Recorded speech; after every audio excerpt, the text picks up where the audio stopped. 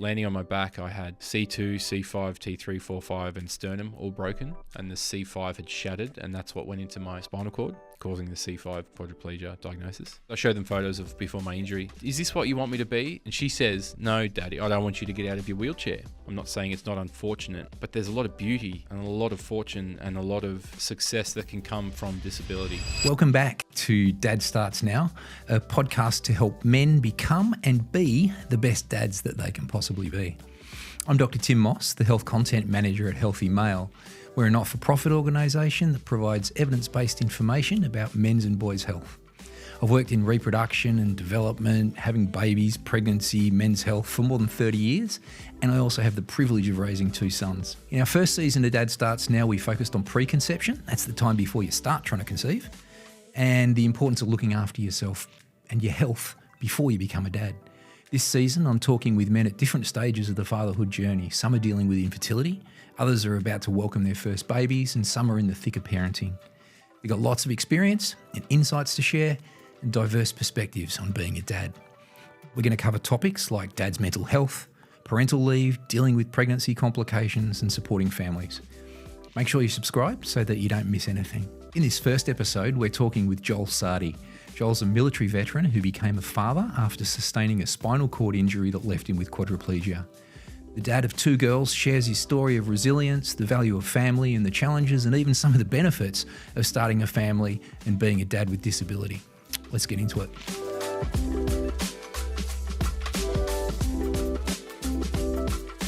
Joel, thanks a lot for talking to us on the podcast. You're our first guest this season, so I'm really looking forward to this, really looking to kicking off things with you. I'm going to begin with a question about when you were a smaller boy rather than a big guy now.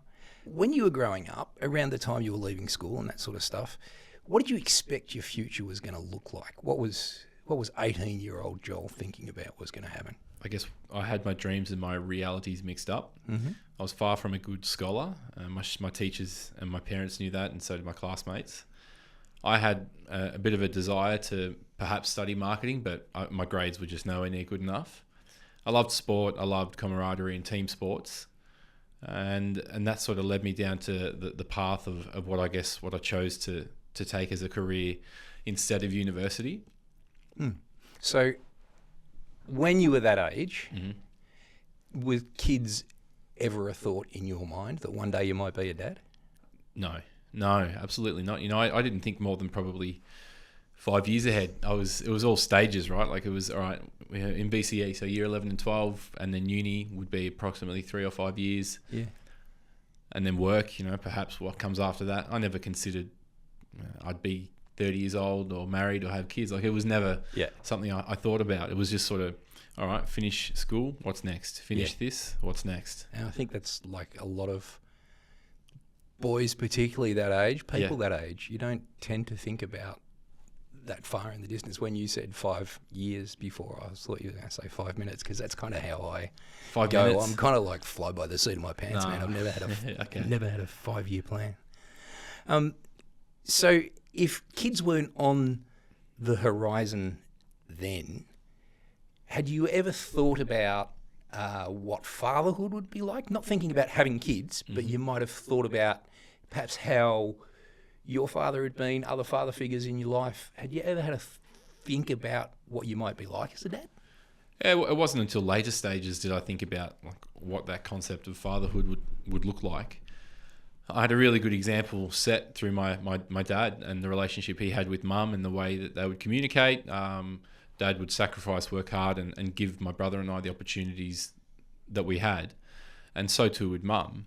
So I guess the only understanding I had would be the concept of what it could be to be a father by looking through the eyes of my dad. So vicariously through my dad, I guess, yeah.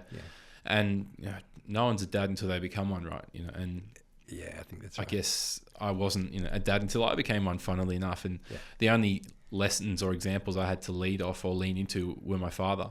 Yeah. And obviously other parents around and other figures in my life. But dad was the first example I had and the primary example. Yep.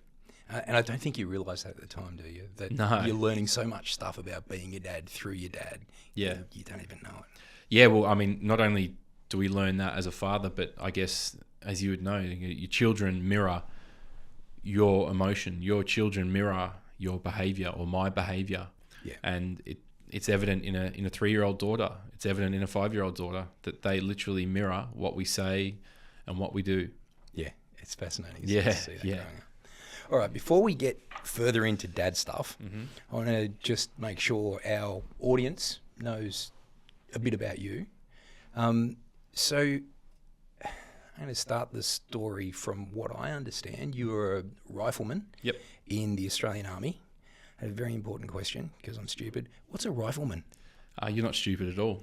You just haven't been exposed to that. I see the word. I hear people talking about it. Yeah, I think, like in any industry, in any profession, there's a lot of lingo that you don't understand until you truly live it. Yeah. A rifleman is essentially the term used to describe our trade, our skill set. Yep. The job itself was infantry, but we were riflemen. Mm-hmm. Yeah, Okay. that's to put it simply. Yep. Okay. All right. You got into the Army Yes. through their gap year program. This relates a bit to what you were saying before about being a young guy and not quite knowing what you wanted to do when you grew up. I got a friend whose son has gone into that program. Loved it. I never knew it even existed. Mm-hmm. So can you tell us a little bit about that gap year program? The gap year program at the time provided me an opportunity to enlist into any job that was available under the umbrella of the gap year, and it was a 12-month contract where the proviso was you wouldn't get deployed overseas, but you would still live and breathe the life of a soldier, if you could call it that, as a gap year participant, gap year soldier, for Navy and Air Force. I'll make that clear. Yep. So I guess growing up, my dreams and my reality were mixed up, as I mentioned, and I thought I was going to be an athlete or a footballer, and I quickly learnt that my genetics and my physical makeup didn't allow that to happen. Yeah. So the next best calling for me was the camaraderie I could see through the Army, especially the infantry. Yep. So enlisted into the infantry when I was 19 through the gap year program, and initially got knocked back because I'd had a spinal injury only 6 months prior, but was allowed to join 12 months after that. So just before I turned 20. Yep. And it was the first, 3 months was the basic training, like everyone does. Yep. And then the next 3 months we go to initial employment training, which is what you would class as a trade school, I guess. So ours was in Singleton, New South Wales. Yep. And it was at Singleton that I realised that this was it. Like, this is where I wanted to be. I wanted to go to, without sounding like Hollywood, I wanted to go to a war zone. I wanted to go overseas with my mates and put all this training into practice. It's like, to put it into the context of a sportsman, doing all these training sessions and pre-seasons and never playing. So it was my goal to be deployed or to go around the world with my mates and to be of service to the country. And at the age of 18 or 19, when the world is such a big place and I felt so insignificant in context to what I had achieved or what I could do, to be of service was, in my eyes, the greatest calling at that age. And there was something really special about wearing a uniform, having the patch, the Australian flag on my shoulder, having my mum and dad or family and friends see me march or wear the uniform and know that I've earned it and my mates around me have earned it. Yeah. And everything else that I guess that is intrinsic or that follows that, all the values and the experiences. Yeah, cool. Thanks. There's a couple of things in there that I just want to pick up a little bit on. One is, although you weren't going to become a professional athlete, perhaps, you still ended up in a very similar sort of role in your job as a soldier as you might have if you had to become a professional athlete, yeah? Yeah, I'd like to think of that too. Yeah, I think so. Yeah. I guess the other thing about that is it's clear that you felt well suited for that role, that the job suited you. I imagine you've been formed by your experience over that time. Is there anything in particular? Is there a single event or are there a couple of things that you can think of that were really formative for you? Joel, looking back now, is there anything that happened then that made you like you are now? Perhaps not a single event, Tim, but there's definitely a collection of events that really that add up, that build resilience, that build character. Yep. And there's something in trauma as a group. I'm not sure what the phrase is, but going through those really tough times, whether it be in training or wherever it may be, together. Yep. And there's this dark humour that would come out of all of us. And I know it's familiar with a lot of emergency services as well, to cope with these times. For example, there was one training exercise, and it was only training, but the exercise was called defensive operations, and we had to dig a pit, and it was literally probably for 3 days, I think, straight. We had these entrenching tools about, maybe this wide, maybe a foot wide, and we had to dig this pit deep enough so we could stand in. But at the top of the hill was where our toilets were, a hole in the ground where you could shit. Yeah. And there was heavy rain, and I remember one day when there was heavy rain, the rain was running down, and what was our shit pit was coming into our pits, and we were laughing about it. Yeah. And there was many other dark things that my mates did during that time that you wouldn't speak about on a podcast. Yeah, that's right. That we laughed about then and we laugh about now, just to get through those times. Yeah. And I guess that really carries over to being a person with disability, in particular a quadriplegic, where on any given day there's any part of my body that's not going to play the game. Yeah, right. And it's like, well, I can either feel sorry for myself and not go and achieve, not go and do something that day and push. Yep. Or I can push through, laugh about it, and actually achieve something that day. And I think all those moments through training collectively really added up. And there wasn't really one significant moment. Yeah. There were definitely ones that stand out, but not one. It seems like a bunch of stuff that built resilience in you, your ability to deal with complications, deal dynamically with things. I imagine all of that is fostered by the Army. Yeah. I wasn't a practical thinker before I joined, and probably still not the best, but there's a motto, adapt and overcome with whatever's thrown your way, and that's what we were told to do. Yep. Cool. All right. You mentioned the quadriplegic thing. Yeah. Can you tell us a little bit about your accident? You had it in 2014, so 11 years ago. That's a long time. 11 years ago.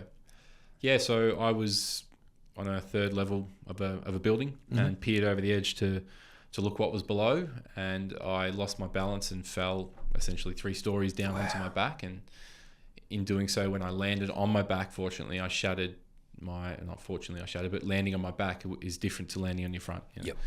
Pushing the nose into the face would have been a different story, but landing on my back, I had C2, C5, T3, 4, 5, and sternum all broken, and the C5 had shattered, and that's what went into my spinal cord, causing the C5 quadriplegia diagnosis. And immediately I was concussed, and I came to like maybe I don't know how much longer it was, but I know I came to and I was completely paralyzed, laying on the floor looking up at the roof, and I went to move and nothing moved, and I went to yell, and all I could do was whisper because my diaphragm had been paralyzed, which is symptomatic of a spinal cord injury. And that moment there, yelling out help or whispering help, and no one came to my aid, that was a really scary moment. Whoa. Fortunately, somebody came to my aid, called an ambulance, and that person was my best mate, still best mate now. And that's where I guess the story began. But it happened in Adelaide when I broke my neck. I was at a venue there, and so I spent 10 days in, I guess, critical care. You could say I wasn't ICU, but 10 days in there until my injury was somewhat stable, and then transported across here to Melbourne in the Royal Flying Doctor Service. Spent a bit of time at the Austin Hospital in the spinal ward, 3 North. I'll never forget it. And moved to the Royal Talbot Spinal Ward in Kew. Right. And then spent the next 12 months to the day learning how to live with a spinal cord injury in a hospital setting, obviously. That was some really, really, really, really dark and trying times. But I have a newfound appreciation for not only everything like mum and dad did for us growing up, but especially in those times, because there were some really dark and uncertain days. We didn't know what the future looked like. We didn't know what the extent of my injury was. But I constantly would have dad. So we're in the hospital setting. Visiting hours would finish at say 7:30, 8 o'clock, and because I was sharing a room, that mum and dad would have to leave, and sure, they were there every day. So other people, and my girlfriend Elisa, but I remember when it came time for dad to leave, I would cry and ask him not to leave me, as if my daughters asked me not to leave them when I'm dropping off at kinder or something. I'm a 22-year-old guy begging his father not to leave, and saying don't leave me, and his words were, "It's all right, we'll get through this."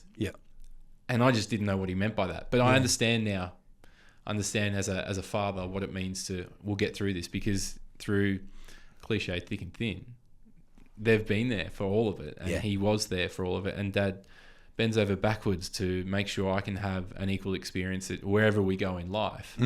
whether it be at home, in the childhood home. They'll build anything to make it accessible. Or if I need help in the backyard, Dad'll drop everything and come and help me. And I guess that's the fatherhood piece that I was talking about before, where I learnt from and I'm learning from, and I'm trying to pass that down. Yeah, that's lovely. Yeah. So as a soldier, and it's an incredibly physical job, you're obviously in good nick.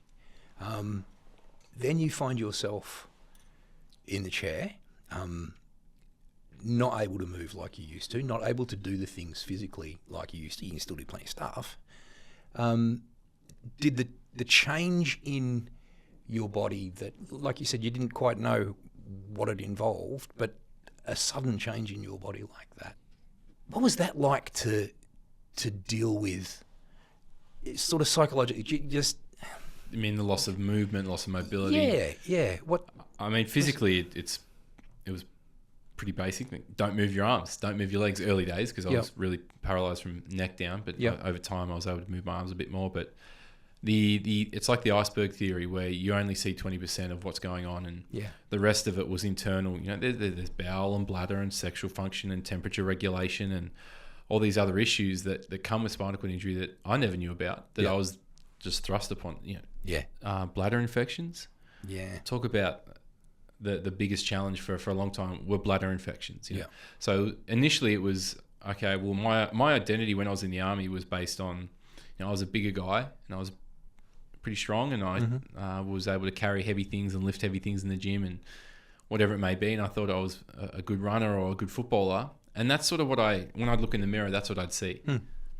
And then flip that forward to after spinal cord injury, where there was no movement. My muscles that I would work hard at the gym were just deteriorating by the day. And, I was not able to scratch my face to feed myself, to do all these things. And I just went from this independent identity of a soldier living on his own in Adelaide with his mates, in a career that was so unique and so respected, to then having something that sits in my window that's called a disability permit, identifying as someone with disability that couldn't dress himself, go to the toilet, all these challenges. So there was that identity, you could call it crisis, but I now look at it as like a transformation, because the internal, like I guess the spirit or who I was still there. Yeah. I just had to learn how to carry that into the new, I guess, Mark II of what Joel was, what I was. Yep. But that wasn't immediate. That was a long transition. Yeah. And presumably your family helped with that, and your partner as well. Yeah. How important has your partner been for your transition through it? Yeah. Well, unfortunately, Elisa, she's only spoken her story once, her experience of what goes on. Elisa doesn't solve the world's problems, nor do I, nor does anyone. But whenever there's a problem, whenever there's a challenge, whenever we go through something, it's not me facing it alone. It's not Elisa facing it alone. We'll do it side by side. And that was exactly what happened at the hospital. I didn't mention the fact that when I woke up in the hospital in Adelaide, there was my mum, my dad, my uncle, and Elisa. They'd flown across the morning of. So I had my injury, say, 1 a.m. Sunday morning. Yeah. They were there. I don't know what day it was, what time it was, but they were there when I woke up. Yeah. And it's pretty, I guess, symbolic, because that's where Elisa's been since that day. She's been either by my side, behind me, I don't know, in my ear maybe, or, she's been incredible. So, the fortunate part was she never lost value, or she never lost a sense of who I was. I probably did, more so than anything. Yeah. And that came to a head when there was a conversation about, is this going to last? Do you want to keep going? And without going back over it, because I've told it 1,000 times, she almost told me, just forget you even said that. Like, we're going through this together. And funnily enough, we're now, I think, 7 years married and 2 children. And we met when we were 17. So we've been through life together, half of our life together now. Yeah. And through some of the hardest times, but Jesus, there's a lot more good. There's a lot more better times because of, I guess, our relationship and the person she is. Yeah. All right. So you guys are together. Accident happens. When did you guys start to think about having a family? I think the first time I verbalized it was at my wedding speech. Yeah. Yeah, I just said, thanks to everyone, and hopefully in a few years' time there's a few little Sardis going around. But that was just passing comment. Yep. You know, and it's not as if I was ever for or against it, but I just never thought of it. Never truly thought about having children. One of Elisa's close friends had a child before us, and I remember holding him. He's my godson, actually, Zach, and Awesome. I was holding him, and I thought, oh, yeah, this is pretty cool. You know, I could get used to this. I think I'm ready. And that was it. You know, I thought, there's no doubt that Elisa and I can get through hardship together. Yep. Parenting is next level. I'll give you that. It's spinal cord injury, army deployment. Yeah, they're all hard, but parenting is next level. Testing on every element or every value that I have or virtue. But there was no doubt that, you know, we were ready as a couple to do it. It was just like, am I physically or mentally ready or emotionally ready? Mm-hmm. But, you know, we went down the path of just bit the bullet and going speaking to a fertility specialist at, I think it was Melbourne IVF. And Yep. It was pretty simple. The guy said, you know, you'll have no issues based on your age and the fact that you've got a spinal cord injury. There's nothing wrong with your sperm. Just your sexual function isn't there. And so I thought, okay, like, where do I sign? You know, where do we start? Yep. And that was it. That's fantastic. And that experience was positive, obviously.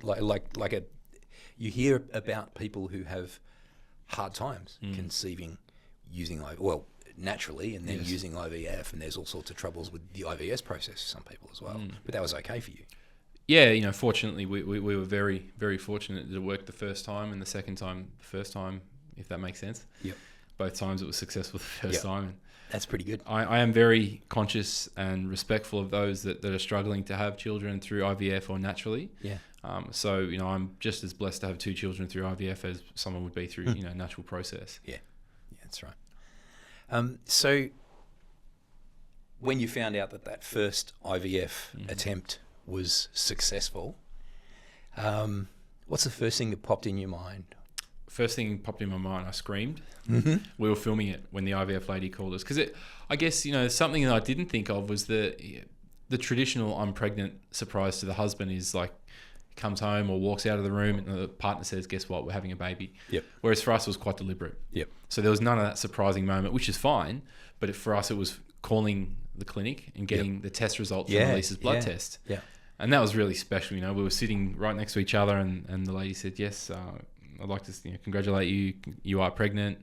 La, la, la. I don't remember what was said after that, but I do recall just screaming and it being a really ecstatic moment. And 2 days later, COVID hit. So we were in lockdown. Yep.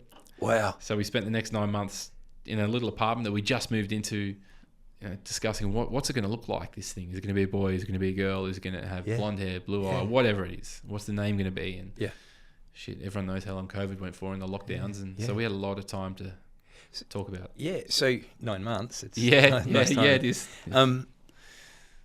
You've spoken about the help that you received. You're now the dad. Pregnancy is not easy for every woman.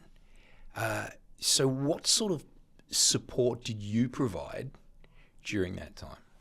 What could you do? Physically, nothing. But physically, no one can do anything when exactly someone's right. pregnant. Yeah. The emotional side of it I learnt was pretty important. And I learnt that funnily enough through Elisa when I was having really tough times, and nothing anyone could say would make the fact that I couldn't go swimming with my kids, or go swimming with my mates, or go overseas on a holiday on my own, whatever it may be. But all she would say was, I'm really sorry that this is what's happened. I'm here for you, or I'm really sorry that that's the case. And having someone show that empathy was really valuable in that moment. Yep. Now, when someone's got morning sickness that goes for 6 weeks, which Elisa had, there wasn't much I could say. So I was there to support and listen. And fortunately, my mother-in-law is like Wonder Woman, who through COVID, obviously you weren't allowed to travel, but it was a medical reason. So Sylv, her name is Sylv, and she came and lived with us for 6 months and 6 weeks, for the first 6 weeks when Elisa was crook. And for those times when Elisa was ill, Sylv would help us around the house and do the dishes or cook, clean, because I can't do any of that, obviously, and Elisa was in no capacity to do that. She's cool. But I think it was learning how to support Elisa emotionally. Yep. Talking about what we could control or what's down the track, like talking about this child. I know you feel really sick right now, but let's think about why you're feeling sick. Yeah. I don't know how much that helped. Yeah. No, that makes sense. I can remember when my wife was pregnant with our first son, feeling like it wasn't quite something that was happening to me. But there was lots of stuff that I knew was going to happen. And some of those things I worried about, some of them I figured I'd get to when the time comes. Can you think of stuff during COVID times for you, during the pregnancy, things that you were uncertain about, things that might have been concerning to you? I guess being so out of touch with reality, there was nothing that concerned me because I just thought it was going to be just another phase, you know. Like I respected how much of a big thing it was, but I didn't understand truly the emotion that it would bring, or the stress that it would bring, and the anxiety it would induce. Yeah. Bearing in mind, like, it was COVID, so everyone was saying, you know, don't shake hands. If someone's, you know, don't breathe over your child. We don't know what it could do.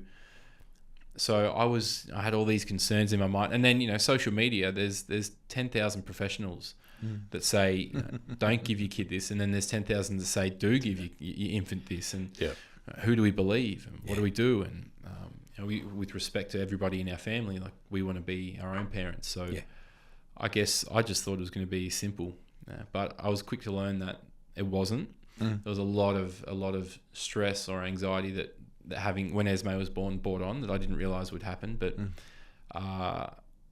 funnily enough, they're resilient. And Esme was fine through all COVID, and Esme was fine even still, touch wood, you know. And I guess what I realised that I didn't prepare for was the shift in, I guess, the dynamic of our relationship or my existence within the family. Yeah, because, you know, for what, 13, 12 years, it was just Elisa and I. And then Esme comes along, and you know, this sounds really petty or selfish, but I didn't realise how the dynamic would just shift. Which I've heard a couple of other dads agree with me quietly, and I'm just happy to say it publicly that that was really difficult. I think that's important, and I think it happens from the mother's perspective and the father's, right? Because there's this new human comes along who you've created together, and you have this shared bond with your child, but you each have your own relationships with the kids as well, right?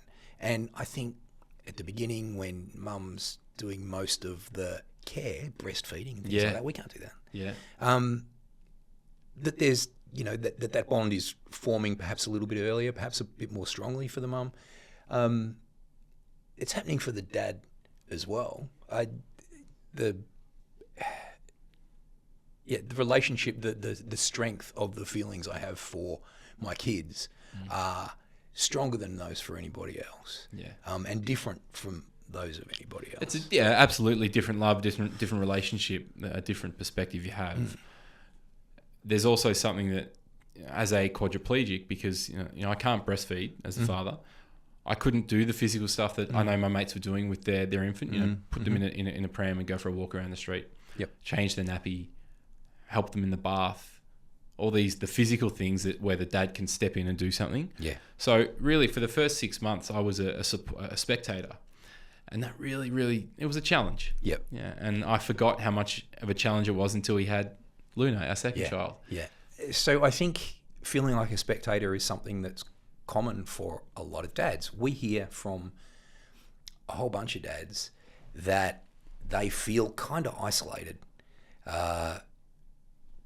in the context of the healthcare system. We've got a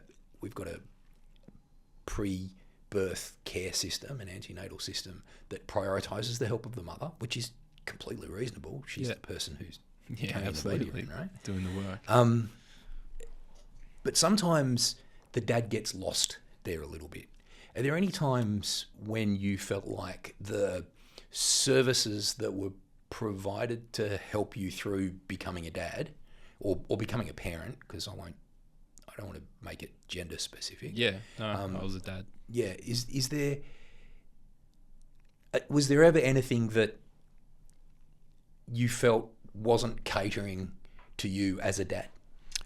I guess I was fortunate. No, I don't have any, not sob story, but I don't have any negativity to say about the system or the support networks around us, because one, I was supported by NDIS. So I have a carer. Two, as a veteran, the ex-service organisation network is incredibly strong and robust in terms of what they can provide for services for families. Yep. So the moment that Melbourne Legacy heard that we were going to have a child, they reached out to us and they literally said, whatever you need, we're there, we're here to help. I'd never heard of these guys. That's excellent. But they reached out and now they're very good friends. I was talking to one of them today. Yeah. So there was so many support networks for me as a father, for us collectively as a family. Yeah. But I can't really speak for other parents. Obviously, it's not my experience, but I was lucky to have not only the structures of government or bodies, but then also a family that I could call or friends to ask to do anything at any stage, and they would do that. Perhaps that's got to do with my Italian heritage. I don't know. Part of it, perhaps. Yeah, but I can see perhaps where some fathers could feel let down in perhaps parental leave. You know, they get less leave, but you know, I'm not going to get into that topic. I'm not versed on it, but yeah, fortunately for me, I was well supported. Yeah, that's good. So, when I was a new dad, I was the one who was getting up at 4 o'clock in the morning. Lived in Perth at the time. They didn't have daylight savings, and the sun was getting up at 4 o'clock, and it just ruined me. So I remember that early time of having a baby in the house as just being so sleep deprived. What can you think of things that have happened for you when the children arrived that have just been like, oh, for heaven's sake? As infants, you're talking? Yeah. Yeah. Okay. Well, you know, like every line, every cloud has a silver lining. You know? I can't change the kids' nappies.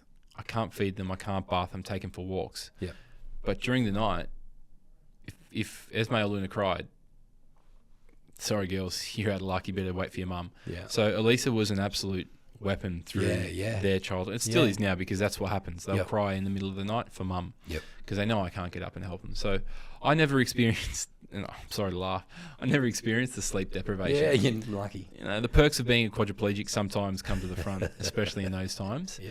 But I can definitely see there was a wall Elisa hit at about the 6-week mark for both kids, where she truly needed the help of others to really step in and do a fair share of the work that she had been doing up until then. Yeah, that makes good sense. Yeah.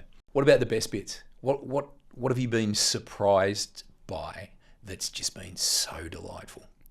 Well, the best bits come as the girls are slowly more physically independent, because it's only now, where it was only 2 weeks ago, Luna, our youngest, who's 3, learnt how to do her own seatbelt up in the car. So we can go anywhere on our own, myself, Luna and Esme, because Esme taught herself ages ago. Awesome. So those little moments where there's independence, where I can finally do things that, you know, my mates with their kids do. Yep.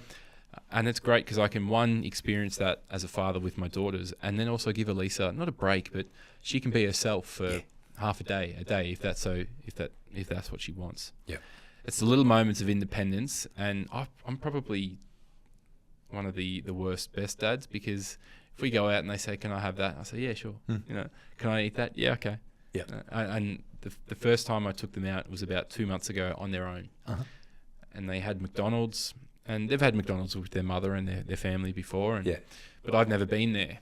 And obviously, Elisa gets them the Happy Meal and a drink, being a water or a juice. Yep. And I was, in line, and I was kind of trying to juggle it. I said having kids is harder than actually being overseas or being in the army or whatever. Well, it was, because I was in line at McDonald's. There was a lot of people around me, and I went to order this Happy Meal, and I said, "Oh, good. Chips, burger. What do you want, girls? What is it? And drink? Just Coke. Whatever." Not knowing they'd never had Coke with their meal before, nor Coke, a glass of Coke, Coca-Cola, and they had the Happy Meal, and they had this Coca-Cola, and for the next hour and a half, maybe 2 hours, I truly experienced what this sugar high was, and I realised why they hadn't been given Coca-Cola before. Yeah. So there's little moments like that I laugh about, because that's true fun, and that's not doing the wrong thing. I think by them, it's just having fun with them and taking them to Time Zone, because they're able to do that stuff on their own. The games, arcades. Yeah. It's those little moments that I really, really do appreciate, because you can probably see in the camera, I got my fingers painted, and I just let them have their way and put their piercings in or whatever. And sweet. It's not about being, I guess, the perfect father, because there's no such. If you point out a perfect father or point out a liar, There's no such thing, and I think it's the being present with them, and actually leave the phone away, leave all distractions away, and be that character they want me to play. Say that whatever crazy line it is they want me to say, or pretend to do whatever they want me to pretend to do, and connect with them on their level. And that's the fun stuff that I've been doing of late, especially now, as I said, because they're more independent. Yeah. It's awesome when they can start communicating with you more effectively so that you actually understand what they want at times and stuff like that as well. I think that's the really kind of surprising, happy stuff that happens. So what about your girls and their perception of you? Do you reckon they see you as different from other dads? I reckon Esme would see me as different because I use my wheelchair to get around. Yep. And I've posed the question to them before. I've said, Esme, would you want me to walk around? Do you want me to? Because I showed them photos of before my injury. Yep. Is this what you want me to be? And she says, no, Daddy, I don't want you to get out of your wheelchair. And for people that know the dynamic of our family, Esme is the oldest, and she's quite, I guess, exemplar in terms of her behaviour, whereas Luna doesn't really care. Luna will tell you what she wants. If you ask her for help, she's told me, no, Dad, I'm not your carer. So, and she's only 3. Yeah. And Awesome. I've said, and Luna's on the other hand, bearing in mind that Esme said, no, Daddy, I like you how you are, and Luna says, when are you getting out of your wheelchair? When are you going to walk around, Dad? And, complete innocence, nothing behind it. Yeah. But the true joy I think they see is when I put them on my lap and other kids will see, and I'll know these kids and they say, can I have a ride? And I say, yeah, okay, ask your parents. If they say yes, jump on, we'll go for a cruise. And they drive my chair around, and there's a line of kids waiting to do that. Yeah. And Esme and Luna run up and they sort of jump the line and jump on top of me, and it's like, he's mine. Yeah. This is my dad. He's special. That's really sweet. So they see that different part of me. Yeah. And I guess it's always a challenge. The more independent they get, the more the more they can do for themselves, and there's probably more things I can't do. Yeah. But I don't think they see me as different as you would see me as different in terms of physical capability. Yeah, that's what I would imagine a kid is going to think. I mean, we all have these pictures of our parents in our minds, right? And they're often different than what they are in the real world, right? So, it makes sense that your kids might see you as a bit different from others, but still, you're their dad. That's the kicker, right? Yeah. That's the important part. And I've thought about this before. Do you reckon Tom Brady's kids, when they were 4 and 5, or Michael Jordan's kids, or let's just say someone of significance in our lives, in the world, do you reckon their kids really knew them as Michael Jordan, the athlete, or LeBron James, or it's just Dad? That's all they know. Yeah, that's right. Regardless, one arm, one leg, wheelchair, walking, completely able-bodied. That's all they knew. That's all they will know of me. Is this? Yeah, that's it's normal, right? It's what you grow up with is what's normal. What you come to expect. Yeah. I think the thing about girls versus boys in upbringing, boys are incredibly physical. Girls tend to be a bit more intellectual and emotional. And I remember hearing a fathering expert talk, and he said he was talking about fathering boys, and he said, but for everybody here every bloke here who has a daughter, I got one thing to say to you, which is very valuable, and that is spend time with your daughter and pay attention to her, because the relationships that she's going to have with men throughout her life will be kind of modelled around what her relationship is like with you. So, the cheeky Coke at McDonald's and jump in the queue for the ride on your lap, that's all critically important, I imagine, for them and for their understanding of how they deserve to be treated. So I think, before you said, show you a perfect dad and you'll show me a liar. I think there are some things in the world that you can't be perfect at. Being a human's kind of one, but I think being a dad is kind of one. But the best ones, which we may as well call perfect, if you can't quite get to perfect, then I'm happy to graduate the others up there, are the ones who, give selflessly and spend time and love their kids. So I think you're doing a pretty good job, mate. Yeah. Again, it's a learned behaviour. Yeah. Like growing up, whenever we'd go out with mum or dad and they'd have food on their plate. Yeah. At a restaurant, I'd say, "Oh, Mum, can I have that?" Even if it's the last bit of calamari or whatever. And Mum would never hesitate. Yeah. There you go. Yeah. And Dad Selfless. the same. Yeah, it's lovely. Now, being an older man, he'd probably say, that's right. But I now look at that and I think, that's exactly what I would do for my kids, just innately. It just happens because you just want to give them that. Yeah. All right. So, what about values? What values do you have that you hope that your girls will have when they are grown women? I think it's very different to instill values or traits or in girls or boys in terms of like how you want them to be. But I would really, not to say that there's stereotypical values for male or female or otherwise, but for women, for my girls, I'd like them to, because I guess resilience could be a virtue and a value, or a trait and a value, and to have the existential freedom to say, this has happened to me.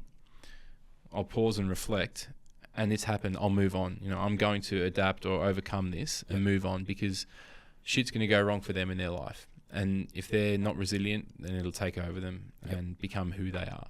That obstacle. So resilience, but then also I think, courage to speak up for people, courage to speak up for themselves, or I talk to them about being, brave is doing something when you're scared. So being courageous. So I guess resilience and courage. Courageousness. Yeah. Courageousness. Yeah. Thank you. That's all right. Yeah, those two, I like them. Yeah, cool. You're modelling them, so they're sure to pick them up, mate. Thanks. Because you had a peculiar pregnancy period, the lockdown time, your experience of that period is like doubly different to most people, right? Can you think of things though that you've seen or that you've dealt with that could be better done for people with disability? Oh, fathers with disability. Open Pandora's box here. We talk about stigma around disability. Where does stigma come from?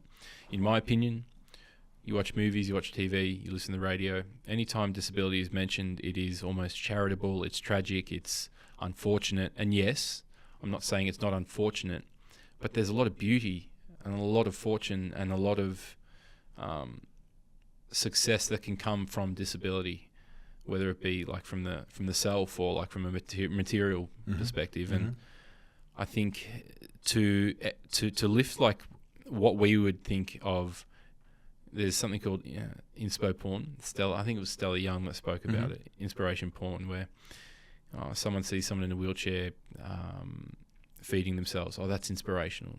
No, it's not. It's just them doing something normal.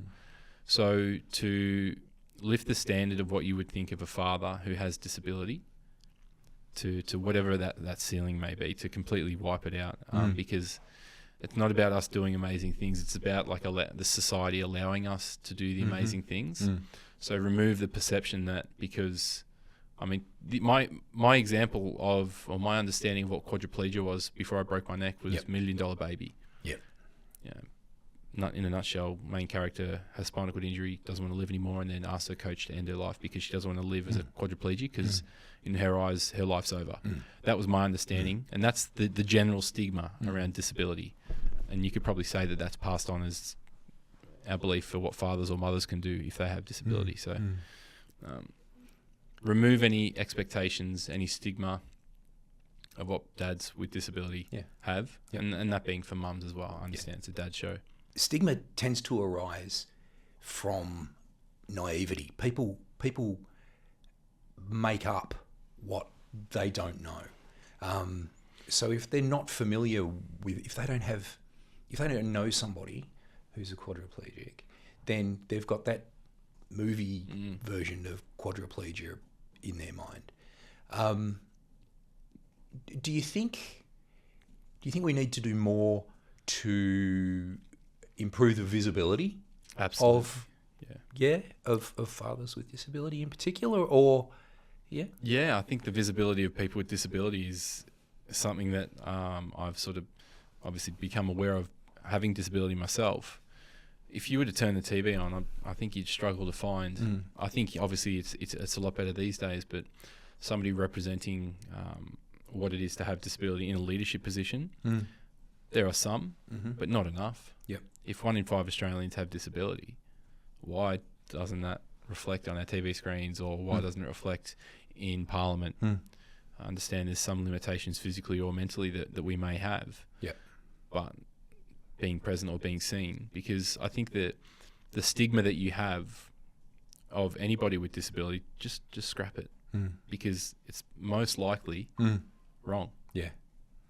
I think you're right. Okay, this is my last question on the list, but Okay.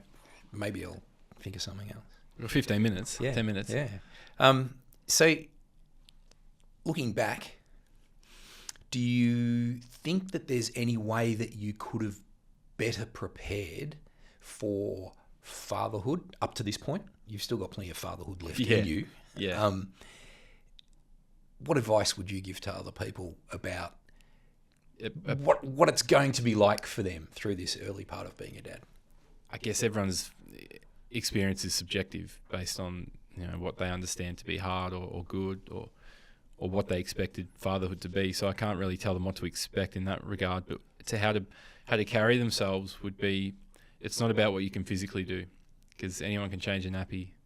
Well, obviously not me, but as humans, I think it's more so what we can do emotionally, and also prepare yourself for what is to be the next 6 months of feeling somewhat, not useless, but not applicable.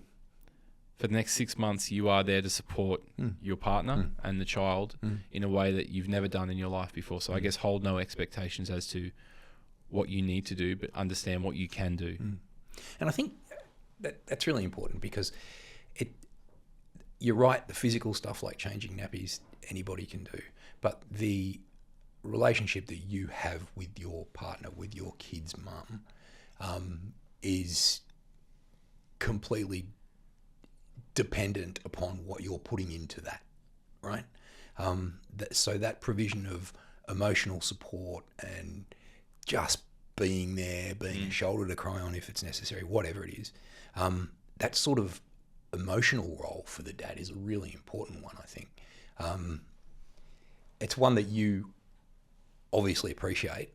For somebody who's in a wheelchair and can't do all the physical stuff, I think probably the emotional stuff, the support stuff, is probably the most of what a man needs to be doing during those early times of fatherhood anyway. So. Yeah, absolutely. Yeah, look, and again, everyone's relationship is different, but the challenges that we experienced early days were not the challenges between Elisa and I. It was the challenges presented because of this little human that's been brought into our life, and having that understanding during those times for other families is, it's not you and your partner or the mother of your child who is the problem. It is a problem in front of you that you need to work out together, and to not let that divide, not let that get between you. But that's an experience that you openly go through together to truly understand it. Yeah, that's right. So again, I can't really tell you how to prepare for that. Yeah, fair enough. Joel, thanks a lot for talking to us. I really enjoyed chatting. I'm sorry that our time's up, because I think we could keep going. Thanks for being the first guest on our second series of Dad Starts Now, the Healthy Male Fatherhood podcast. I wish you all the best. I hope we get to catch up again. Thanks. And find out how the next, 30 years of parenting go for you. I can assure you, it just gets better. Yeah. It's really cool. Thanks for your time, mate. Cheers, mate. Dad Starts Now is a podcast from Healthy Male. It's produced by Lauren Williamson, edited by Podcast Mike, and hosted by me, Tim Moss. Make sure you subscribe so that you don't miss future episodes, and go back and listen to Season 1 if you missed it. For reliable, evidence-based health information for men and boys, head to healthymale.org.au.